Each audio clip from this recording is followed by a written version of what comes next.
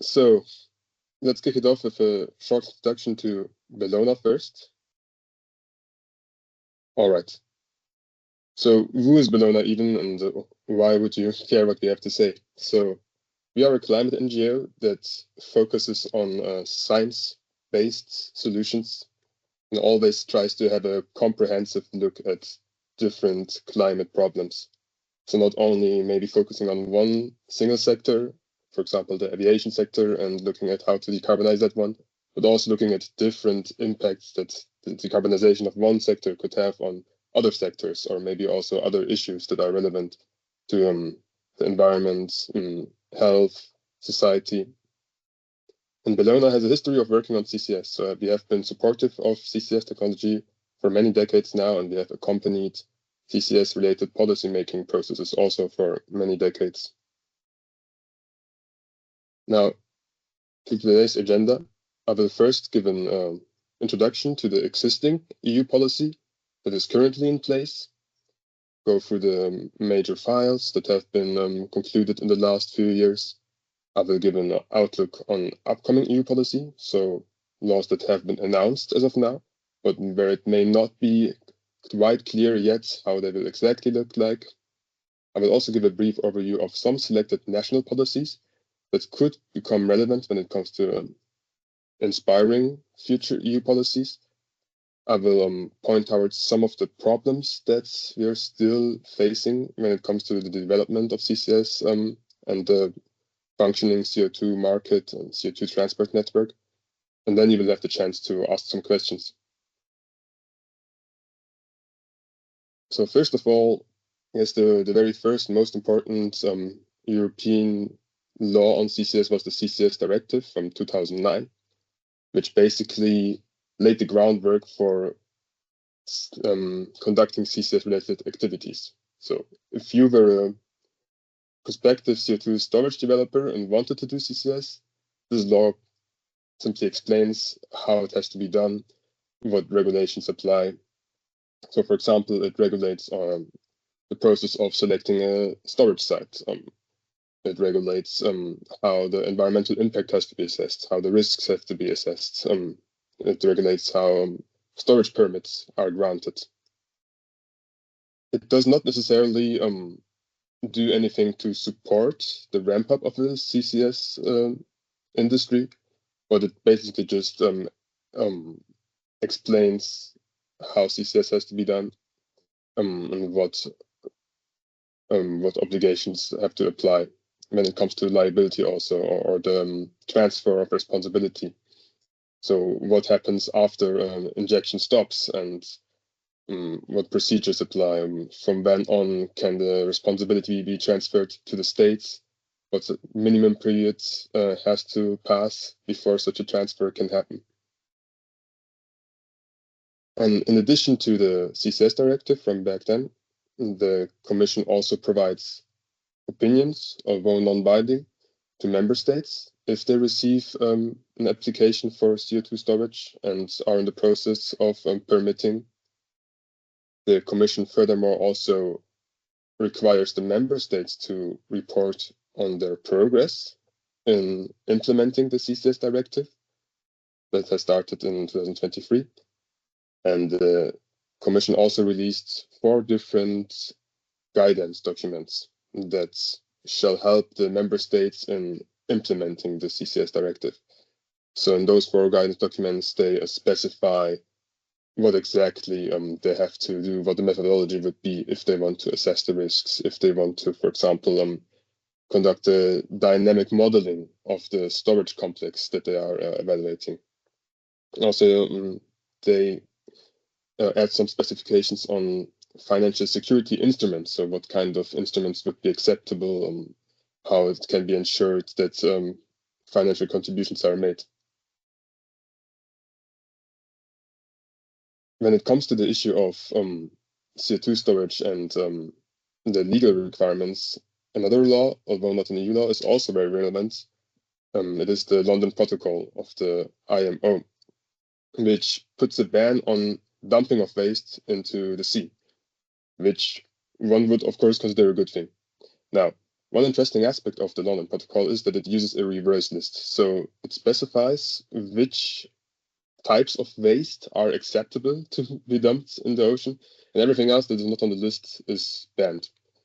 So in that case, this also applies to CO2, and the scope also expands to sub-seabed waste. So things that may not enter the sea directly, but the subsurface below the sea. Now, there have been amendments to the London Protocol. First, one to allow for the geological CO2 storage below the subsurface, and also another one to allow for the cross-border CO2 transport through the marine environment. One issue with those amendments, or like the second amendment at least, is that it only comes into place after it has been ratified by every member or every signatory of the London Protocol. And this has not happened so far. We see that around, I think it's 11 countries so far that have ratified it directly.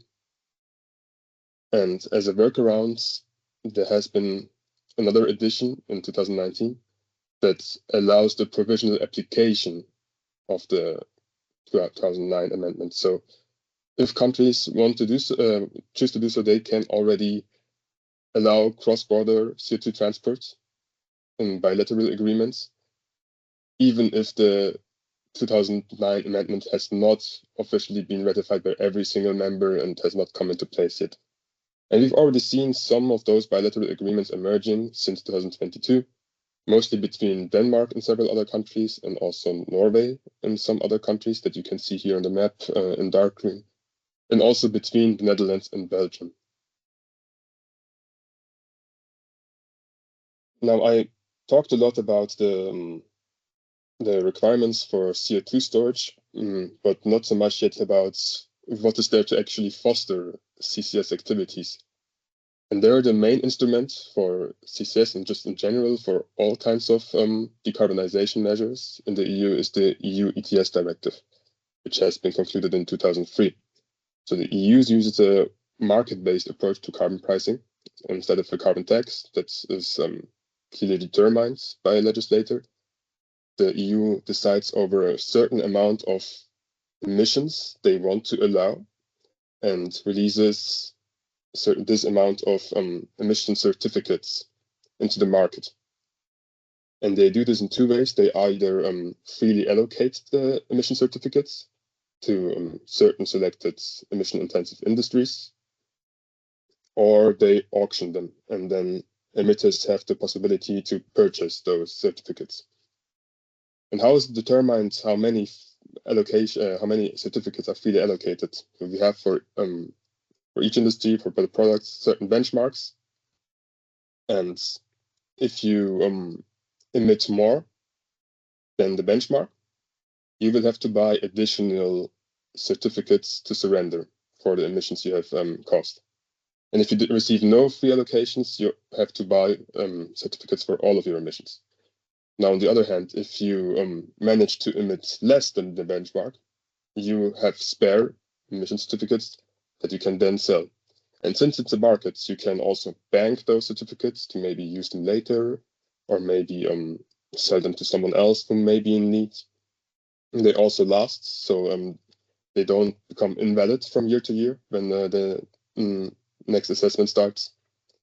And why is this relevant for CCS? So if you have captured and stored CO2 emissions permanently, then those emissions are exempt from surrendering obligations. So they are considered to be emission reductions.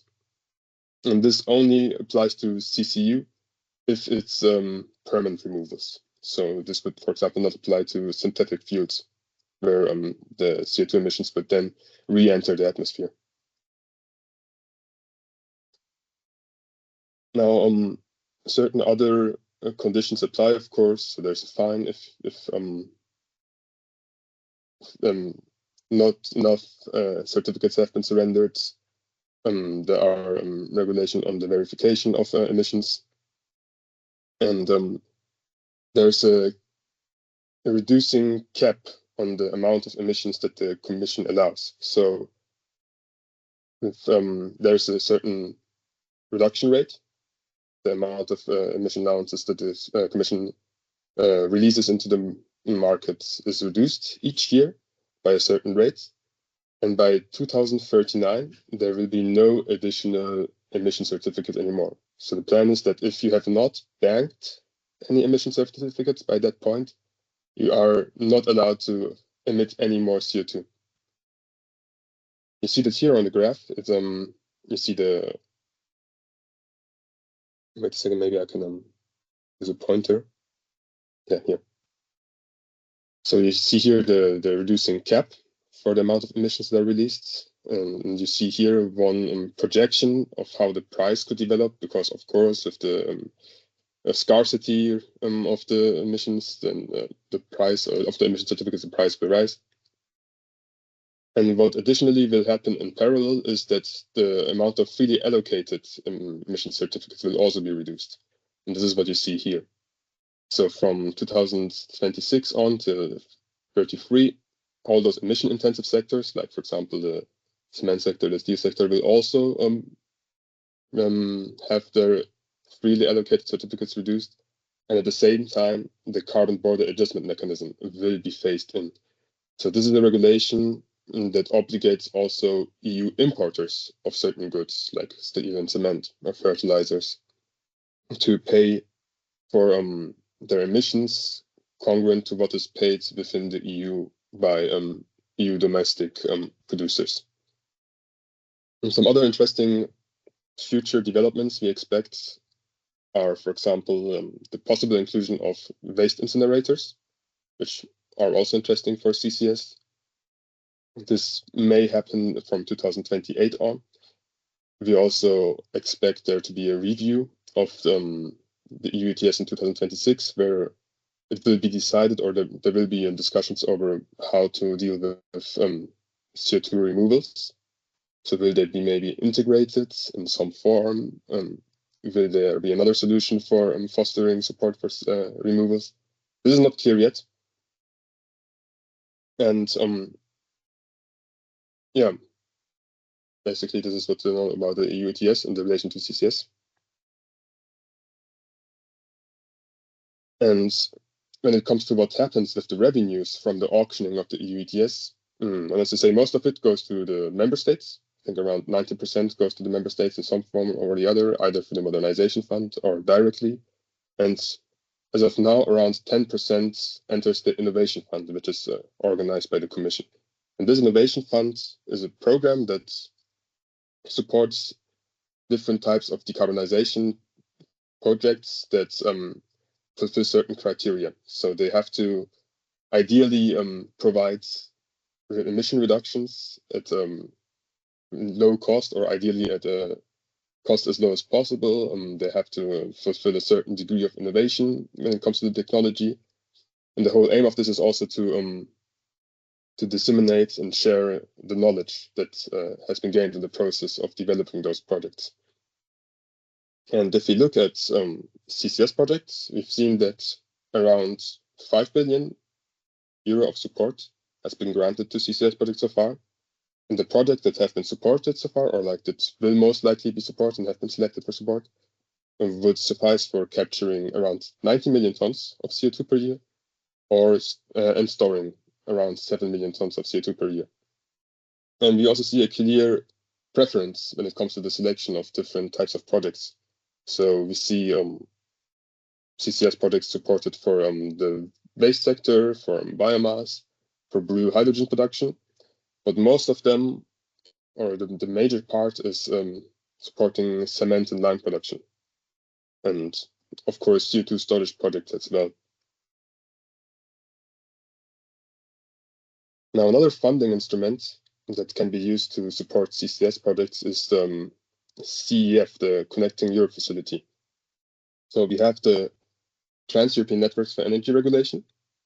This one is supposed to just foster the integration of the European single market when it comes to all kinds of different infrastructures. So it encompasses also, for example, rail infrastructure, and the 10E, the one for energy, specifically supports energy-related infrastructure. So electricity grids, gas, hydrogen.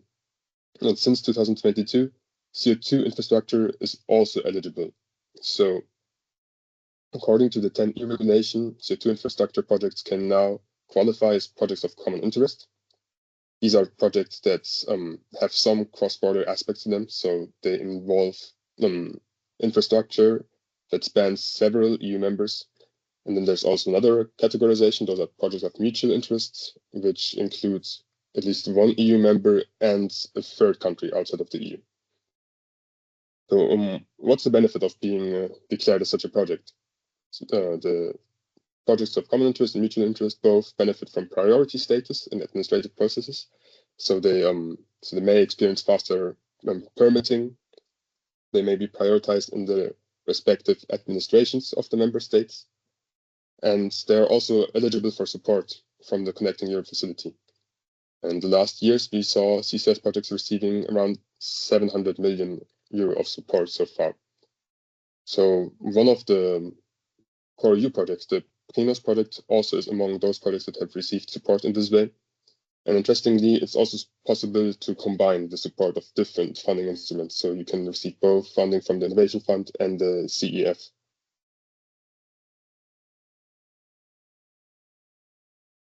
One other major policy that has significantly contributed to progress when it comes to CCS development is the Net Zero Industry Act, because of two different aspects of it. One of them is that it has introduced a binding target of developing CO2 injection capacity. This is a target of 50 million tons of injection per year by the year of 2030. And the obligation is put on oil and gas producers. So it is determined by the amount of hydrocarbons that were promoted in the year 2020 to 2023. And then it is calculated what share of the target has to be taken over by which producer. But it's also possible to transfer the obligations, so it's not that every single producer has to develop their own storage, but rather they can choose to purchase a license so that they can declare someone else's storage as their own to fulfill their obligations.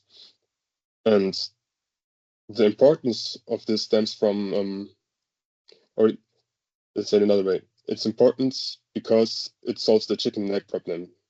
What we've seen in the past is that, on the one hand, many storage developers or prospective interested parties in developing storages were hesitant to invest because they were unsure whether they will have any CO2 to capture and store.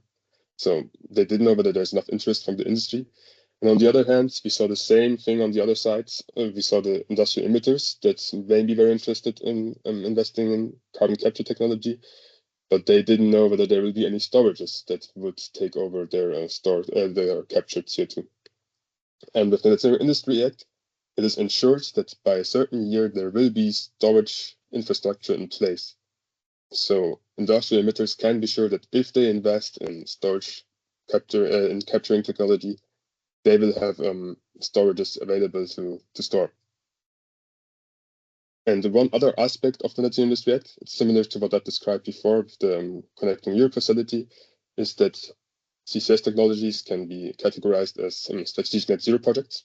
So if you invest in CCS technologies, they enjoy similarly priority status and administrative processes. They enjoy accelerated permitting procedures, and they also have access to a one-stop shop, which basically means one administrative point of contact for all regulatory matters, which also is supposed to help with the acceleration of permitting procedures. Now, just very recently, we saw that the Commission has released the distribution of the obligation.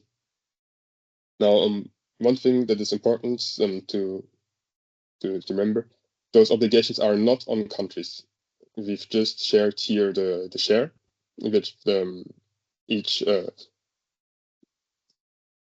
share the share of the amount of storage that has to be developed by certain members of countries, certain producers from countries, but it does not mean that, for example, here Poland or Denmark are responsible for developing that storage. They're only responsible for reporting on it, but the obligation is on the actual oil and gas producers themselves from those countries.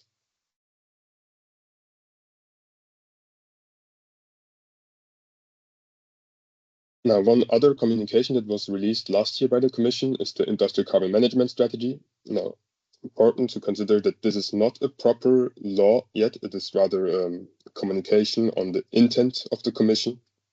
There are lots of announcements there, but they are not binding yet. And we see that there are very ambitious new capture targets, additional to the 50 million we've seen for 2030, which is also around 300 million for 2040 and 450 million for 2050. So a sharp rise. We see also some communication on the CO2 network that has to be developed. So it's estimated that around 2,000 kilometers of pipelines will be needed in 2040. And we see several announcements for new policies. So first and foremost, there's the CO2 transport and market regulation that is expected for sometime next year, which I will talk about soon in a bit more detail. There's also the idea to introduce an infrastructure planning mechanism to have a demand aggregation platform. So it means that it will be easier to coordinate between storage developers and the emitters, so they each are aware of the amounts of storage available and where, and also maybe the amounts of interest in captured CO2 to be transported.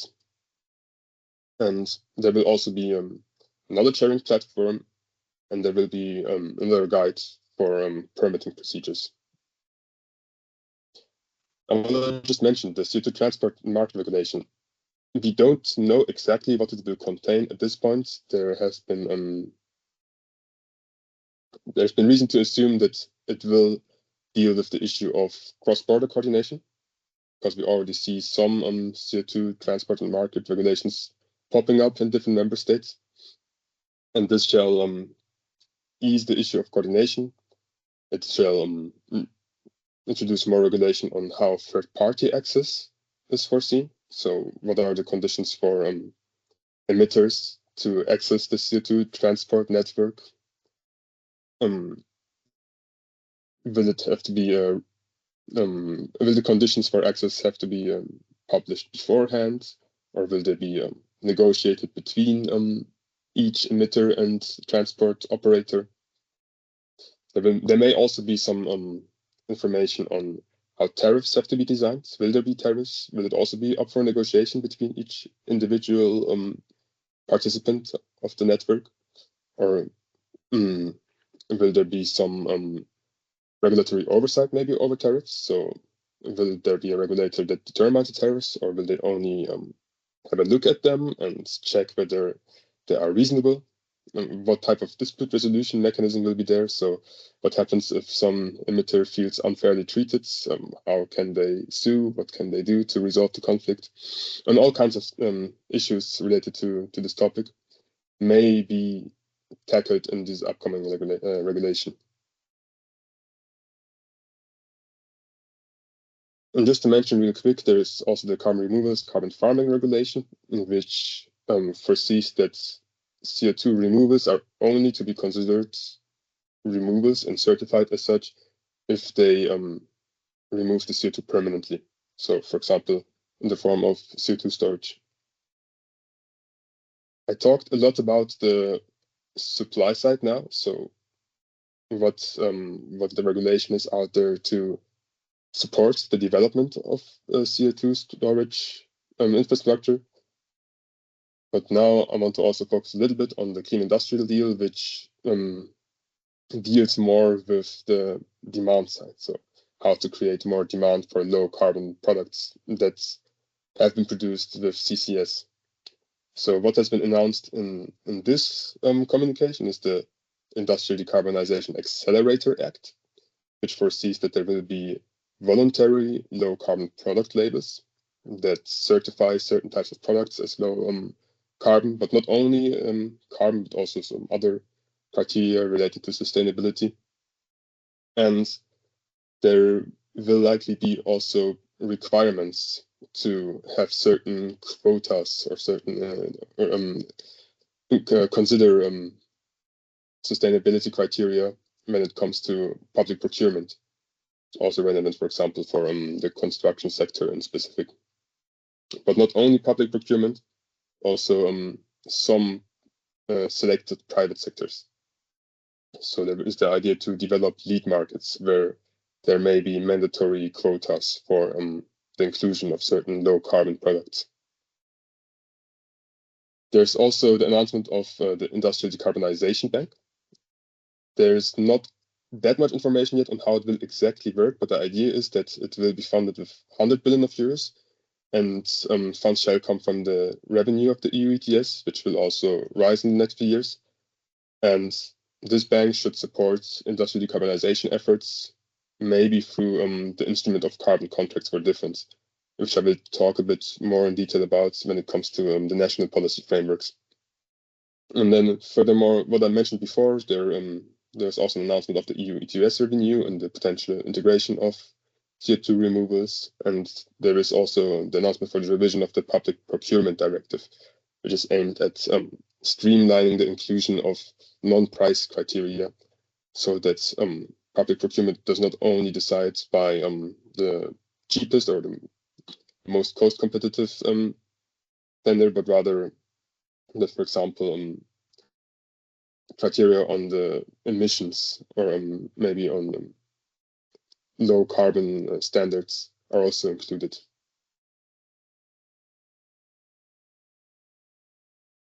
Now, carbon contracts for difference are already in place in some countries and are being discussed in others. There's the very interesting case of the Netherlands, where we see the STE++ scheme being already in place. So this is an instrument that is basically some form of carbon contract for difference. It's only available to industrial emitters. So there are also some other support schemes for CO2 storage developers, but for this scheme, it's the emitters that receive the support, and then indirectly, by having more funds at their avail, the storage developers also benefit in some way. Those are contracts that have a duration of 15 years, and they support is measured by the amount of by the difference between the ETS price and a certain base amount. So how does this work? The scheme has different auctions with different base amounts. What you see in the picture is a base amount of 80 euro, for example. So there's the ETS price that is varying over time. We've learned already it is market-based, so there is some dynamic movement. It may increase, it may decrease again. It's kind of depending on production levels, for example, and also on some market dynamics that are hard to predict. And of course, this does not allow for much certainty when it comes to investments. So it's hard to say, okay, like will this CCS investment pay off if the ETS price stays above 50 euro or not? How can we ensure that it will have a certain price level? And the scheme provides the certainty by covering the difference between the base amount and the ETS price. So there are those auctions. Emitters can apply, and if they are selected, they will receive, in this case, for example, the difference between ETS and 80 euros, so 40 euro. If this ETS price decreases, the difference that they will receive increases. So if it goes down to 30 euro, for example, they will receive 50. And if it rises above the base amount, so if the ETS price is maybe 90, while the base amount is still 80, they will not receive any support. It is just to give them assurance that they will always receive 80 euros. So they can receive the money from the support scheme, and the rest they can receive through the savings from not having to surrender emission certificates, or maybe even selling the freely allocated emission certificates. What is important to consider here is also that there is a price floor as a backstop for the states, so that there is not too much support. So if the ETS price sinks below a certain level, there is a cap on the support they can receive. That's what you see here. So if the price would sink in an unexpected way below a very low price, what we've seen, for example, in the 2010s, support levels would stay the same. And yeah, there are different base amounts for each technology. For CCS, we see base amounts of up to 260 euro. I think that's the case for waste incinerators. And we also have a similar scheme in Denmark. just with some differences. So here in Denmark, there is a minimum injection quantity that has to be provided. So the emitters that, no, not only the emitters, but the products that have received the scheme have to ensure or guarantee that they will store a certain amount of CO2 each year. And if they do not manage to do that, they're penalized. What's also interesting is that the base amount can be adjusted. So what you've seen here, this line, can be reduced over time if it is obvious that the similar CO2 injections can be achieved at a lower price. There will be regular evaluations of that, and if there's a difference of 10% in the expected price, the base amount can be adjusted and lowered. And also, this is more relevant for Denmark than the Netherlands, because Denmark has more projects when it comes to bio-CCS, so CO2 removals. If those projects manage to gain additional revenue from selling maybe carbon credits, for example, or any form of revenue from those carbon removals, it is possible to deduct that additional revenue they've made from the support. So this amount that you see here will be reduced by the amounts that they have gained from other schemes to support their business case. And the difference to the Netherlands here is that only full value chain projects can apply. So in the Netherlands, we saw it's emitters who will then pay for the storage. And in Denmark, it has to include the value chain both from the emitter to the transport and to the storage. Then again, in Sweden, we see also a somewhat similar scheme. We have reverse auctions here. They do not employ the instrument that measures the differences, but rather there's an auction for who can store CO2 at the lowest possible price. And then the company that makes the lowest offer receives the funding that is available. And we saw in the first round, for example, that a company has won the tender for committing to store CO2 at 90 euro per ton.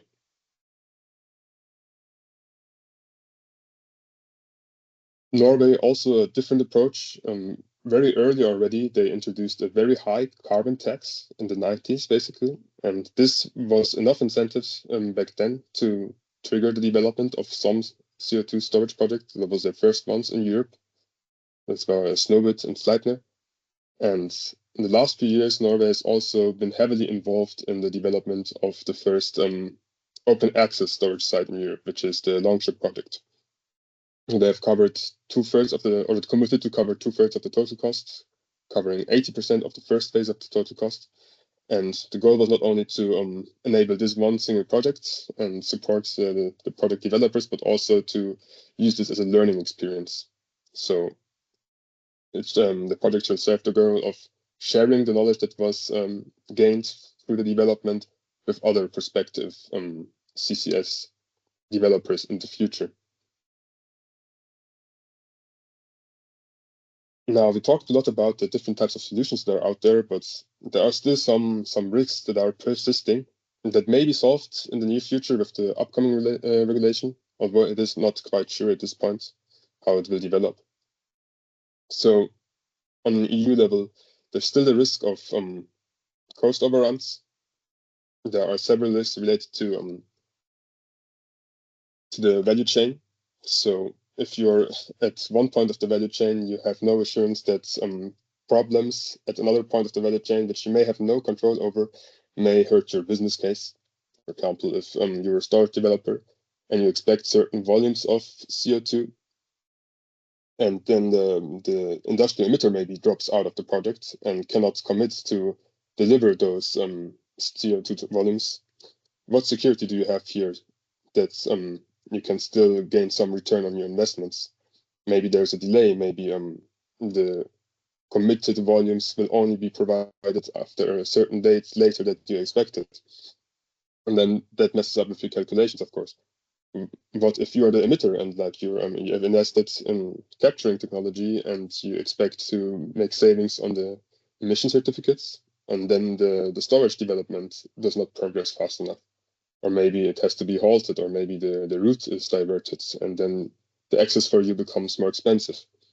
So those are all problems that are still out there that are unfortunately putting a brake on several projects in the development industry, and that have to be resolved in the near future, ideally as soon as possible.